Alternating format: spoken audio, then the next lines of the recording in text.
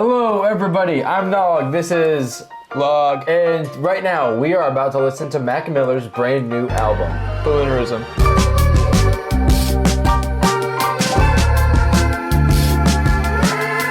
But it's not brand new. It actually was recorded in 2014. 2014. Cameron told me that. And the first track, right into it, would be Tambourine Dream, Balloonerism by Mac Miller. Tambourine Dream. Let's go.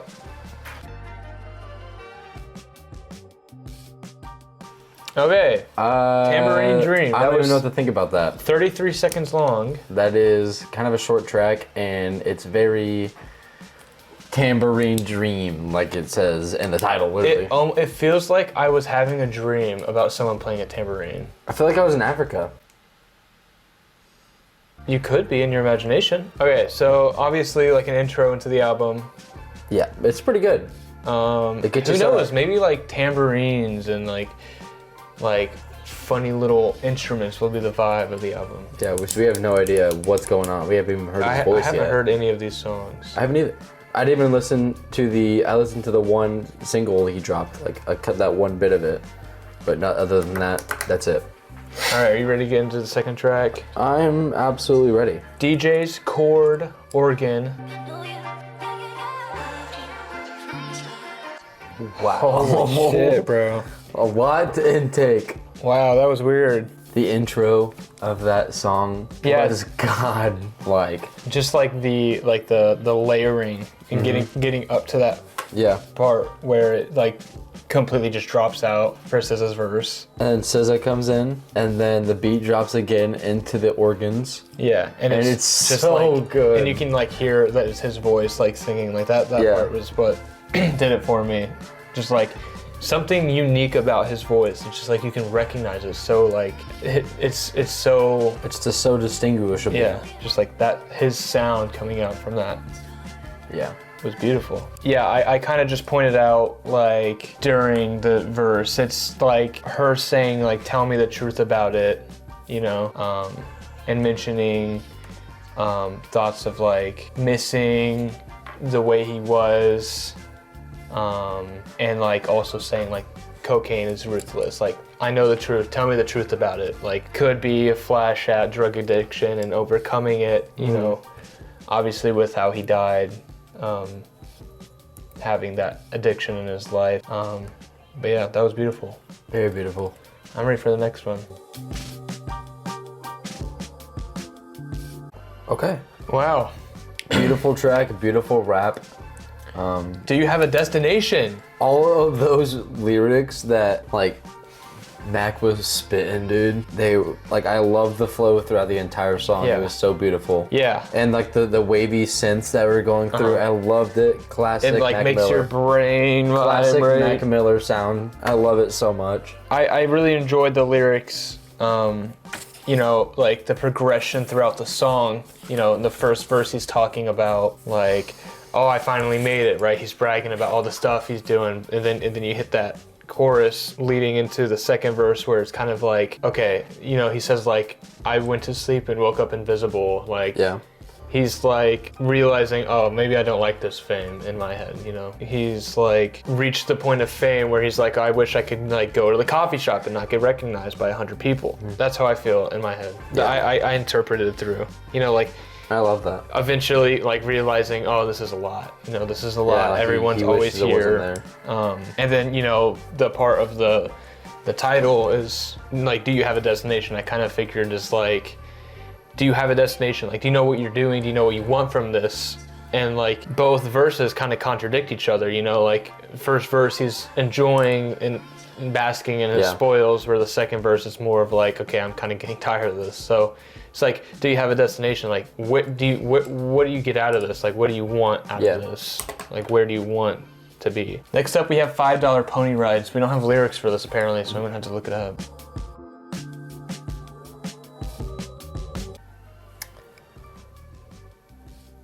Okay, track 4, $5 pony ride. Damn. That was crazy. It's kind of like sad, but like in a happy way. Yeah, no, I get that. Like when I got out, you know, first of all, bro, can we talk about his bass lines? Dude, that like is such a key in Mac's almost all of his music is like the following bass line. It's like so distinguishable in almost every song he makes, you know, like it almost leads the song, which obviously a bass line doesn't lead, but you know, in his case, it's like always there. It's always extraordinary. It's not just like a boom, boom, boom, boom, boom. It's like always like a crazy array and like going all over the place. And it's like funny, yeah, with his music, it's like the bass line leading, piano, percussion is like following. Which is what I got out of the last part, is like his use of percussion is like clicks and literally like in this case tambourines, random percussion, cowbells, like whatever it is, like he mixes so many sounds and it doesn't sound crowded. And somehow. He makes it so like well put together. Yeah. You can't even tell. It's like that many. Yeah. It's like not crowded. It just makes the song so much better. Yeah. And he can do it so well. So wow. That was great. About Mac is clearly like either trying to get with somebody or is trying to fall in love with somebody, but the other person isn't giving as much back, and he's just so desperate and would do anything for this girl at this point. And it's basically just giving like all of himself to try to get with this girl, but yeah, I get that. It's basically going nowhere. I kind of something about like a relationship too. I thought it was like two people trying to make it work, you know. And I get that from the line like, "Girl, you wasted my time, but I'm wasting yours." You know? They don't seem satisfied. Yeah, like they both know it doesn't work. Yeah, like two people trying to get through a relationship, and then like they both like mutually understand, or they don't, you know? Yeah. Like, maybe I don't think it's gonna work, but you don't know that, so I'm trying. And the other person's vice versa. The other person is like, I don't think this is gonna work, but I'm also gonna try. Like, they're both conflicted in the same way. I just feel bad for him. He doesn't seem satisfied, doesn't seem happy. He doesn't seem upset. Yeah. At the same time, like, he's, you know, making the best out of it. Next track. Okay, we have Friendly Hallucinations. Here we go. Okay, I got one thing and one thing only from that track. And it's pretty sad and disturbing. And it's either his lover, girlfriend, or I couldn't tell if it was like his mom, because he didn't really like say specifically, but he does say like, "Baby, whatever you think is real was real." So I'm assuming he's talking about like a significant other. Yeah. And she's really addicted to drugs, and he's like comforting her and trying to cope with the fact that she's like so addicted with all these problems and is doing all these things to her, and he's trying to like just cope with the fact that she's doing these hallucinogenic drugs. And I got that too. Yeah. Like I got out of it more along the lines of like, so it's like friendly hallucinations, right? It's like her going to, you know, feeling a certain way, maybe like she feels depressed or something. Yeah. So she goes to a doctor, "Hey, I feel depressed."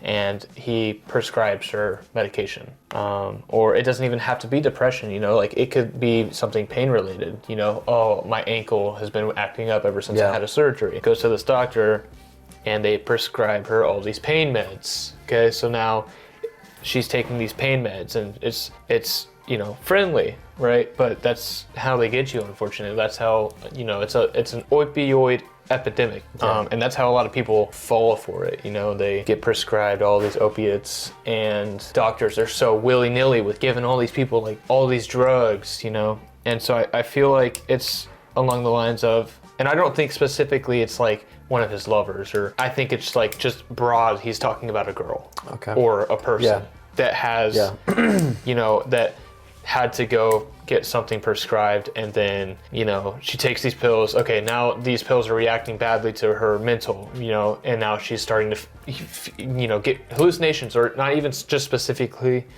hallucinations, but maybe just mood swings, or, you know, she's getting depression from that. Yeah. She starts flipping out. She goes full crazy mode, goes back to the doctor. "Hey, this is blah, blah, blah." And they're like, "Nope, it's okay. Just keep taking it. Keep taking all these drugs." Yeah. And then eventually, you know, to the lyric, you know, okay, she's falling for her hallucinations, You know, what's love without imagination? So like, she's finally like to the point where this has become an addiction, right? Yeah. And it's like, how do I feel love if I don't have this high? Yeah. Right? You know, like going through life without being high, you know, being sober. Once you fall for an addiction, it's not what you want to do anymore. So it's like her grasping the fact, like, I can't do anything without being high. Track 6. Track 6. Mrs. Deborah, what does that say? Downer. Mrs. Deborah Downer. What do you think? Talks a lot about drugs. Yeah, this is a drug-heavy song. Very druggy song. Which is funny because the next track is called Stoned. Oh, crazy. Okay. But, I don't know, he talked a lot about his past. Yeah. And how drugs helped him through it, and how he would, like, just wait. He was just hating how the past would just keep lingering and the high wouldn't last as long. Yeah. He just always wanted to be high. Yeah. Just so his past wouldn't linger long. Yeah, and like with leader, not navigator, like I kind of construed that as like, he said, I wanted to be a leader, not a navigator. Yeah. Saying like I wanted to like be like a positive role model and like help people like lead, and not a navigator, meaning like sort of like people coming to him for like advice for everything. Yeah. It's like, I'm not here to like tell you how to live your life, you know? Like, once again, like being more on the stress, like about, do you have a destination of like getting to that part of the fame where it's like a lot, like too much almost. And also just like let the last track more about doctors giving you drugs. It's like pills can be turned into powder still, you know, like, which I feel like is a metaphor of like over the counter, or you know, doctors' drugs easily get, like, are still street drugs. It's the same thing. Yeah. Even if you're getting them legally, it's still contributing to a disease in your head. And then one more line that I picked up was like treasure map. He said like something along like, I was given a treasure map, but I couldn't find the X, or something like that. Yeah, I heard that. I remember that. Which is, in my mind, something like, oh, he, you know, someone gave him his life. Like, okay, he's put on this planet, but he can't find the X. Like, he can't find his destination. He can't find his purpose. Like what he's supposed to do. You know, and it's crazy that we're listening to this 10 years after it was like even recorded, and like, insanity. On to Stoned. This is my girlfriend's favorite track. I think that's my favorite one so far. Damn. Still more on that drug topic, and the whole girl and the doctors. Yeah, it's always the doctors, man. The doctors, it's and very heavy on the album. How she thinks there's something wrong with her, but it's just the drugs. Yeah. And they're telling her, oh, there's nothing wrong with you. Yeah. But they know it's just the drugs, and they're just like, you know, she's paying so much money for these drugs, so they're not gonna be like, oh, nothing wrong with you. Exactly. You know, you should keep taking it, and they're just basically lying to your face, and then she's going home getting high all the time. Nothing's being fixed, and just it turns into a problem, struggling so deep, so hard, as explained in the song. I think the song is about a girl just, you know, at first just trying to be someone that she isn't. Okay. So it's like breaks down the pain, rolls up the weed. When she gets upset or has like a strong emotion, she turns to drug use, which I'm assuming is marijuana. And then like realizing that she, you know, isn't cool or whatever, and like tries to be a different version of herself, leading to like jealousy and depression, which then obviously leads to like prescription drugs, anxiety, that's her not wanting to do things. But becoming isolating herself. I said multiple times, isolation. Pounding on the door with the music. That was beautiful. That part was really good. And also like, I wish she would learn to laugh. You know, that can go like so many ways, but specifically like, not only like, you know, I'm trying to dig deeper here. Not only is it like, oh, I'm depressed, but it's also like, you're thinking too much about what you're trying to do, you know? Just like laugh, be who you want, you know? Just do whatever you want. You don't have to put on a mask. Next one. Shangri-La, dude. Shangri-La. What did you get from that? I'm gonna be honest, I wasn't really reading this song as much as I was the other ones. I kind of just listened to it. Yeah. And I kind of indulged just everything. And I don't know. Oh, I love the track. I don't have really much to say about it. Yeah, like I tried dissecting this it just was like bars. It just sounded like bars. Yeah, literally. Like I think the only meaning that I could pull from the song is more of the lines of like him just being like, how good is this life? How super is a supermodel? Meaning like how much better can it get? You know, so you kind of hit that point. Yeah. Like I said in the later tracks where it's like you get to that point of fame where it's like this is too much. I think he's like kind of realizing like, okay, I'm at the pinnacle. What's better? You know, and then kind of just getting bored with that lifestyle. He's just really blurring out all of his emotions in all these songs and the bars, you know, it's just like yeah. raw spitting. Puh, Aktui. Track 9, Funny Papers. Great song. How does it make you feel? It made me talk a lot about like a lot of his fame, and towards the end of that song there he was talking about all the people around him, and when you get famous they turn into chameleons. And talking about like whenever you get famous everybody just like wants to blend in with you, and they you know, I agree. fake people. Yeah, and it's talks always a lot like about that. the whole album to me is like he's like slowly getting tired of the fame. And he hates it. I don't know if this had any significance, but when he's talking about, I just wanted to pay the rent. Like he just wants to go back to like paying rent. Yeah, and just being like normal. Being simple. Yeah, like having those struggles like keeps you earthed. Yeah, and then talked a lot, like human. Talked a lot about the drugs and how it made him feel and how like. And that bass line, bro. Dude, exactly. Jiggles my head. It like vibrates my brain. Like you're launching rockets off your head. No, those are missiles, like rockets. Like this. Oh. The song, it says, somebody died today. I saw his picture in the funny papers. Didn't think anybody died on a Friday. Oh yeah. That's your reference to him dying I on a Friday. forgot about that. Yeah. I heard that. Damn, that's crazy. The fuck? Excelsior. Wow, what the goddamn fuck? good outro. That was a goated outro, bro. It broke it down really well. He just misses being a kid. Yeah, and that's depicts how it childhood. sucks to becoming an adult. You know, becoming an You adult. hear the kids in the background the entire time. Yeah, it's like how simple life used to be, but as a kid you don't really realize it. So it's like as a kid you're worried as fuck. He hates all the rules. He hates all the Yeah. limits. He misses being a kid. And then like you don't basically. realize how good you have it as a kid. Yeah. Like how becoming an adult is so stressful and blah blah blah blah. How as a kid you never take for granted what you actually have. You always just want to be an adult as fast as you can. Exactly. And I always think about that a lot. Like whenever I think about fatherhood, like I want my kid to know like you're living it, bro. Yeah. Like you're here. Yeah. Like just go crazy. Like please do all the kid things you can Like as a kid. Like don't fucking fear. Uh-huh. Be you. We got do to the right go. things. We and- got to go like Wyoming. Like go to be in Boy Scouts. You know, I'd love for her to be involved. Michigan several times. We went to New Hampshire and Wyoming, and like we couldn't do that nowadays. We have too many responsibilities. Yeah. It's too much money. You know, you can't like as a kid. You don't have to worry about that. Mom pays for it, and you go, and you have some of the best times of your life. You know? Yeah. And then you know, as a kid, you don't really realize what you got. Transformations. Transformations featuring Delusional Thomas. I'm so excited.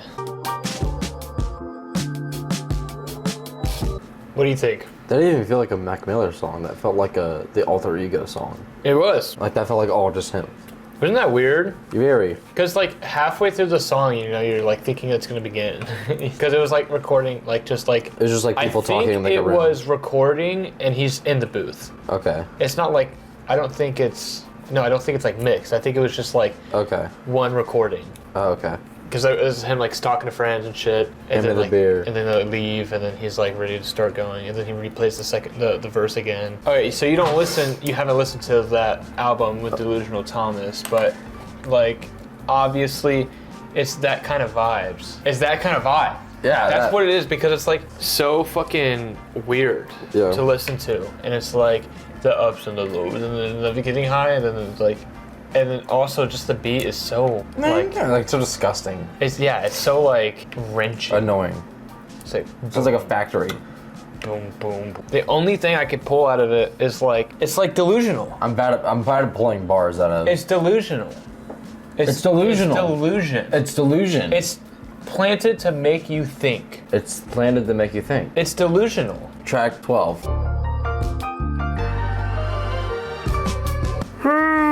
Wow. Very good. Dude, that's my favorite song now. That's my favorite song. It's just such a change of pace. It's like, it's uplifting. Uplifting, it's like boom. And it's like, he's like trying to tell you, like, do what you want to do, you know? Like, he's like really trying to share this message out there. like, you are your own person and you literally can do whatever you want. You just have to know that you can do that. Yeah. It's like, once you realize that, man, it's game over. So do it. God, that was a good song. Be what you want. Do what you want to do. That's my favorite song. It was uplifting. Like, I'm gonna be listening to this song because it's like, it sounds good. You know, it makes me feel good. It makes me want to get up and do something fun. And I like the synths, the chords. So nice. The whole instrumental was so. It was so good. refreshing. Yeah. It was new, different from the rest of the album, and I'm scared now it's gonna go back. All right, Rick's piano. That beat is fire. I know, that was fire. Do you know who Rick Rubin is? I've heard of him. I don't know exactly who he is. He's like this old, balding dude. He's a producer. He's produced like some of the most popular music you would never know was him. Yeah. Like he's like, for the greater part of 2 decades, like produced some of the highest hits ever. And I love that they mixed Rick's voice into it too. Really? Yeah, that was Rick at the beginning with Mac. And I kind of, what did you get from the song? Not really much. I couldn't tell if he was scared of like the future or not. Yeah, I was thinking. It seemed like he was. It's like, keep going, like, it sucks now, but the best is yet to come. Best is yet to come. Like, It said a lot. they keep going forward no matter what. When life gets hard, keep going forward. Best is yet to come. Just keep going. And it's like, why does death steal light? Why does death have to happen and like make everyone feel sad? You know, and it's like weird hearing him talk about stuff like that. Like he predicted it. Like He always talked predicted. about like how he actually died. Yeah, he predicts it.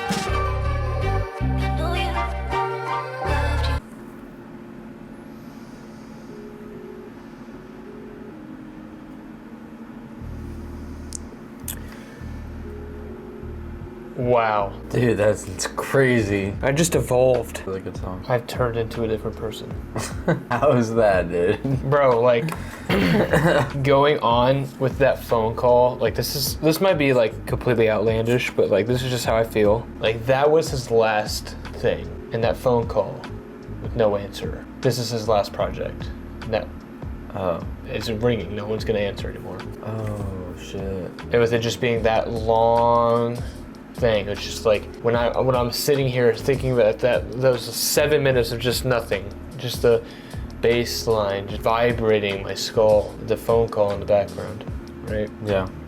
It's like just flashing everything he's done, all of his songs, all the videos he's put out, all the pictures he's taken, just like flashing around in my head, and they're just like finally finishing. That's a really good album, dude. Mac Miller. Holy shit, dude. And like did himself. usually like posthumous things, like they don't go well, but Mac Miller's team has done a beautiful job at preserving him and not exploiting it. Exactly. Like I am so sad about what's happening still with like Juice WRLD and like his girlfriend, just like exploiting all of their material for money. Exploiting his child, and they make money doing it. His team, dude. A lot of L's around the hip hop community for sure. Like that was just like such an experience to go through too. It's just like highlighting his problems and it literally being predetermined, you know, like that was gonna happen either way pretty much. It's like the way he put it. Like the way he talks about drug use and being so lonely and hating himself, you know, it's like he knew this was gonna happen. He predicted it. He was setting it up. He was just documenting what he was thinking. It's really sad, but really strong at the same time. Really powerful message all around. There it was, Balloonerism. What do you give it? What did we rank? What's our official rank system? That would be the question. 1 out of 22 balloons. Okay, so if there's 22 balloons right here, I'm gonna pop 19 balloons out of 22. Boom, that is my official answer. I'm popping 20. Cool. Thank you, Mac Miller. Thank you. Subscribe.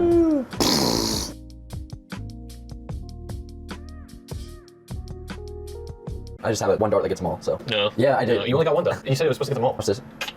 Why did you just do that? They're all popped now. No, I saw what you did. They're all popped You now. know what you did? What? You just killed somebody. My bad. I'm not gonna lie.